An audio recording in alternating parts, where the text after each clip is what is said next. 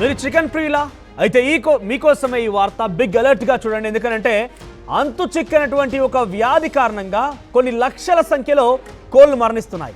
అసలు ఆ వ్యాధి ఉన్నటువంటి ఆ కోళ్లను కనుక డెఫినెట్గా మీకు తెలుసో తెలియకో కనుక మీరు కనుక తిన్నట్టయితే డెఫినెట్గా మీరు కూడా రోగాన బారిన పడాల్సి వస్తుంది. ఇక్కడ మీరు చూడండి, అదంతా కూడా ఒక చెత్త ఓ చెదారం అనుకుంటున్నారు మీరు, కానీ అదంతా కాదు. అవన్నీ కూడా కోళ్ళు, ప్రాణాలు కోల్పోయినటువంటి ఆ కోళ్ళని ఆ నీళ్ళలో, ఆ మురికి నీళ్ళలో వేసేస్తున్నారు. అలా అవి తేలి ఆడుతూ పోతున్నాయి. మీరు చూడండి, ఆర్టీవీ స్క్రీన్ పైన కనిపించేదంతా తెల్లగా ఉన్నటువంటి అన్ని కూడా అవన్నీ కోడులే.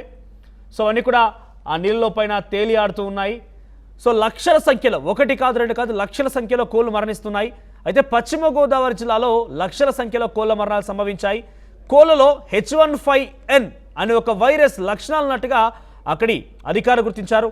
కోళ్ల మృతితో ప్రస్తుతం పౌల్ట్రీ రైతులు అయోమయంలో ఉన్నారు. ప్రభుత్వం ఆదుకోవాలని రైతులు విజ్ఞప్తి చేస్తున్నారు.